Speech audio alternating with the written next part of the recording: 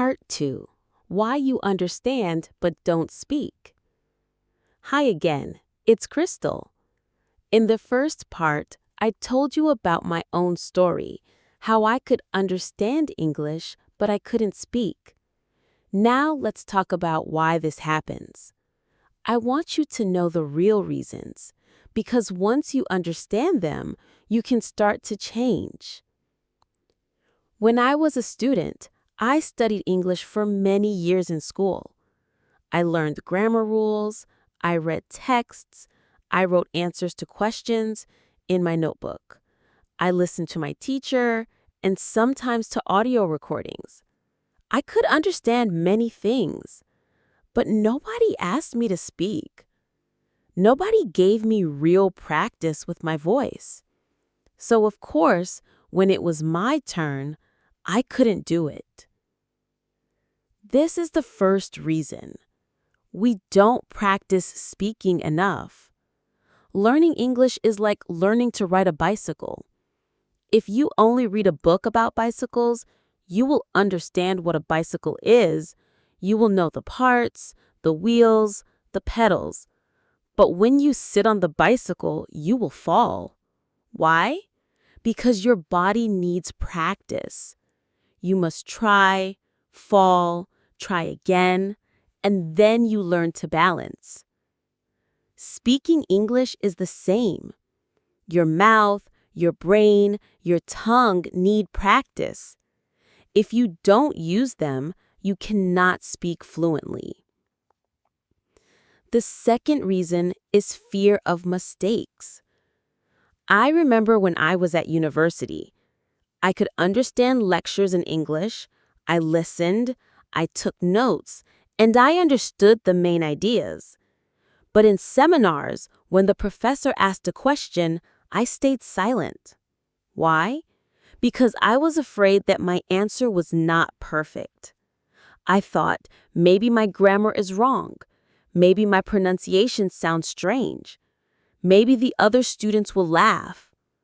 So I said nothing. I just listened. Maybe you feel the same. You think speaking is dangerous because you don't want to look foolish. But here's the truth. Nobody cares about your mistakes. People want to understand your message, your idea, your story. They don't care if your verb tense is perfect. And when they hear you try, they usually feel respect. The third reason is we focus too much on input. I loved reading English books. I enjoyed watching movies with subtitles. I thought, if I understand more, I will automatically speak better. But that's not true. Understanding is only input. Speaking is output. They are connected, yes, but you need to practice both. If you only listen and read, you will become a good listener and reader, but you will not become a good speaker. The fourth reason is lack of real-life situations. In my country, people didn't speak English in daily life. I only used English in class or sometimes on the internet. But in real conversations, at the shop, at home, with friends, I spoke my native language. So I didn't have real chances to use English.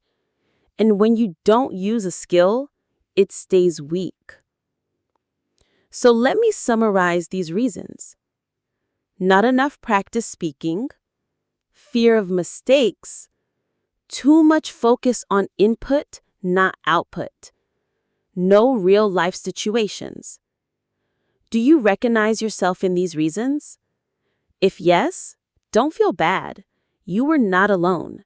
Many learners all around the world have the same experience, and it is not your fault.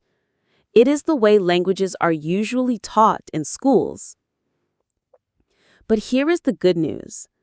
When you understand the reasons, you can also find solutions. Later in this video, I will give you practical steps to break the fear and practice speaking every day. I want to tell you one personal memory. One day I was in a coffee shop. The waiter asked me, "What would you like?" I understood perfectly, but I didn't answer. I just pointed to the menu. My friend laughed and said, "Crystal, you know the words. Why don't you say them?" And she was right. I could say, "I would like a cappuccino." Simple words. But in that moment, my fear stopped me. That day, I realized something important. The problem was not English. The problem was confidence. I didn't need more vocabulary. I didn't need more grammar rules. I needed courage to use the English I already knew. So if you are listening now, maybe you have enough English to start speaking. You don't need to wait for perfect English. You don't need to study for 10 more years. You can begin today with the words you already know. In the next part, I will tell you exactly how I started to break my fear. I will share small, simple steps that gave me confidence. Remember, it's not about being perfect. It's about being brave enough to open your mouth and try. Stay with me. The best part is coming.